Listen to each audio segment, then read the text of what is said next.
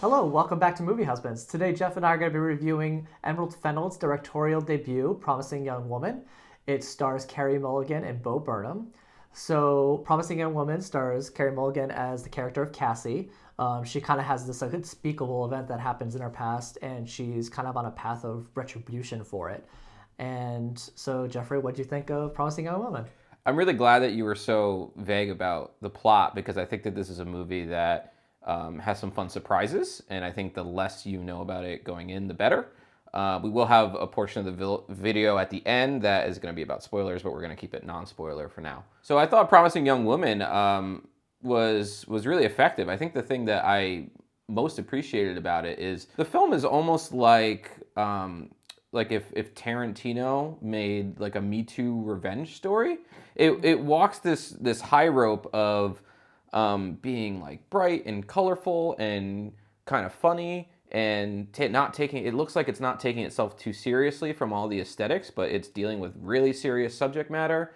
It has times where it's really fun and you want to kind of fist bump or like fist pump in the air, and then it has other times that are so intense and so horrifying that I don't even know how this is one movie. The juggling of tones here, I think, is the thing I was really most struck by. All right, first off, I want to say I really love this movie. I had such a blast with this movie. I thought it was filmed really well. I love the colors. I love the characters, and all the actors were fantastic. I think going to what you were saying about the tone, and I don't want to be too negative to start, but the tone I found to be something that I really, really enjoyed at times, and in other times it kind of made me very conflicted and confused, and maybe not like the film. And the best way I could describe that without giving away too much is that this is dealing with a very serious subject matter. And so I'm kind of like watching this, like knowing what has occurred to her in her past. And I'm just like, this is unbearable. But you're seeing all these wonderfully colored shots, like all these fun scenes that are kind of funny and are really humorous. So I feel like there's that conflict within me that I'm just like trying to enjoy it, but at the same time, I don't find it enjoyable for that purpose. I could understand how somebody who has been through what the main character has been through can feel a little betrayed by this movie. Like, it could feel like it's trivializing very serious subject matter. I think that's something that I agree. Like, I'm a little uncomfortable about it, but I almost kind of like that I'm uncomfortable about it. I think it makes the film more provocative. And I think it's obviously intentionally done. And without giving away too much, it's basically, I think, a play on power.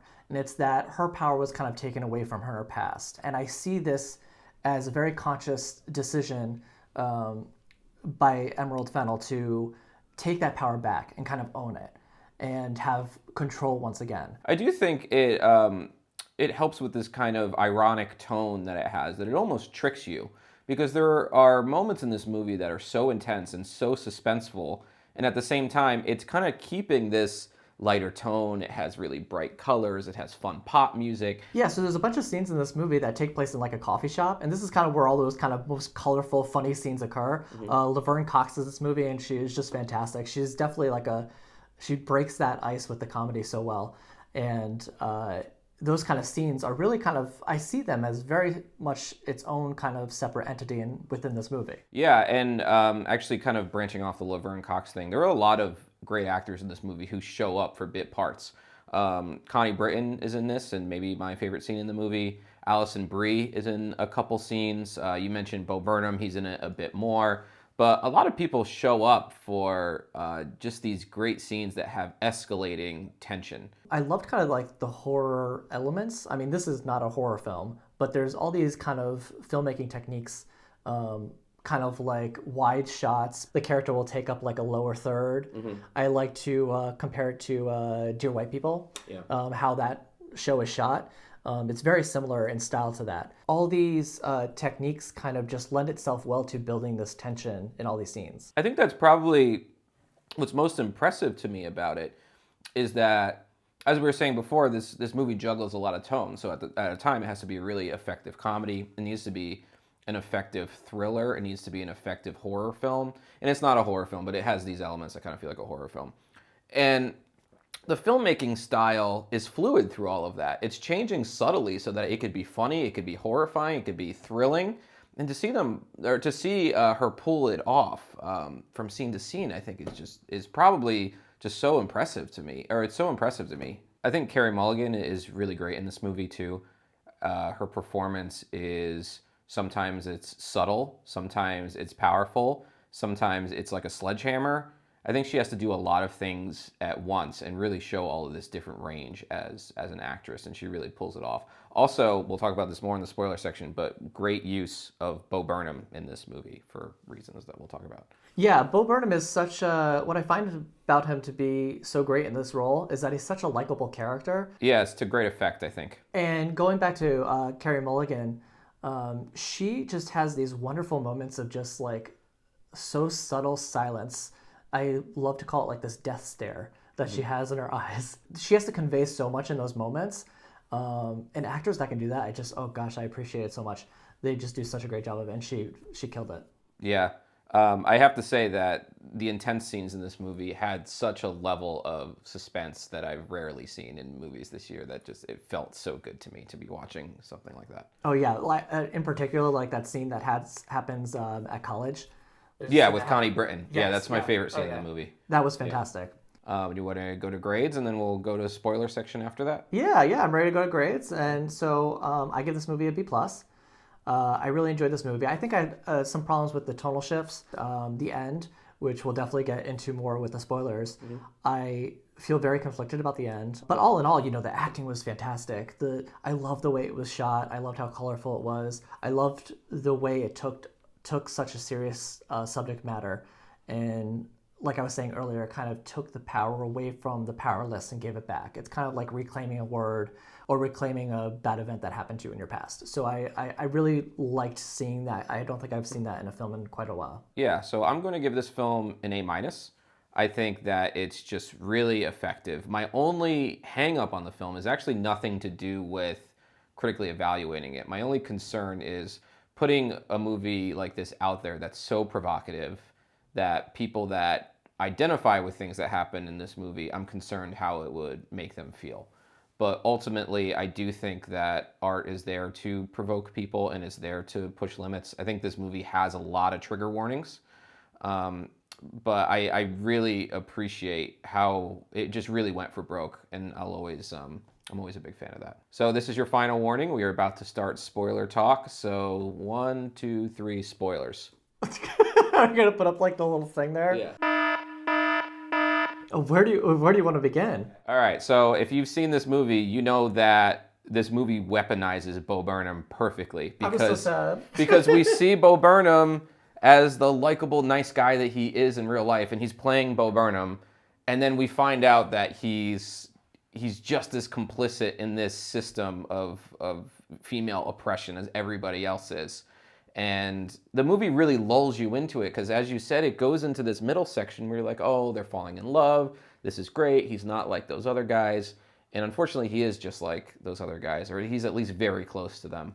I think the movie uses your preconceived notion of Bo Burnham against you. It's kind of brilliant, actually. It's great casting, I think. It really was brilliant casting. I was really, when I saw Bo Burnham, and those first kind of scenes that happen at the coffee shop, I was like, oh, this is going to be the way that she comes back from her, not like she needs a man, but like it's the way that kind of helps her, grow from what happened to her in her past, and she can, move on. But there's no moving on for her. Yeah, and maybe that is a little bit of a flaw of the movie for me. And this speaks to Bo Burnham's character. It also speaks to the ending, which I'm sure we'll get into, is that it is so unrelentingly cynical, and I understand why it is that way. Someone who's been through what this character has been through probably has these moments of extreme despair where they're seeing the world the way this movie's portraying it. But it can be maybe a lot to watch. Yeah, it's a very cynical movie, but I could definitely understand how somebody going through an experience like that would then see the world so cynically. So, I mean, a lot of people are talking about what they don't like about the ending and kind of her decision to go back and confront this guy who committed this atrocious act in the past. The more I think about it, the more brilliant I think it is. So many people are like, what if she just didn't go? Well, what if the girl, her friend, Nina, didn't go to the party? At the same time, that makes you think, it's like, no, she didn't deserve what happened to her either way. What happened to her isn't a fault of her going somewhere, going to a party. Lots of people are like, oh, well, she shouldn't have dressed that way. Or if she didn't look like that, that wouldn't have happened to her. So, and I found this ending to be such a brilliant take on that, because you as the viewer is like, well, she should have just let it go. She should have just dumped that guy, and she should have just moved on with life. But she realized if she had let it go, she would have been complicit. And it's such a tell in society. We've allowed men to keep growing up in a pattern of toxic masculinity, for example. I think this just shows that ignoring it and pretending it doesn't exist and not actually dealing with it is having consequences later on. Including with the actual perpetrators. Because the perpetrators in this movie, I think, are portrayed in a really interesting way, that they have buried this really deep and they've forgotten about it. And they kind of know what they did was awful, so that when it comes up and when they're confronted with what they've done in the past, they just break down and they can't even deal with the consequences of it. So Alfred Molina's character, he's not really in the film very long. The lawyer is, I think, one of the best parts of this movie, and one of its only portrayals of levity and forgiveness. This movie, for the most part, for like 95% of it, thinks that the system is corrupt, people are corrupt, that they're ignorant. It's unrelenting cynicism.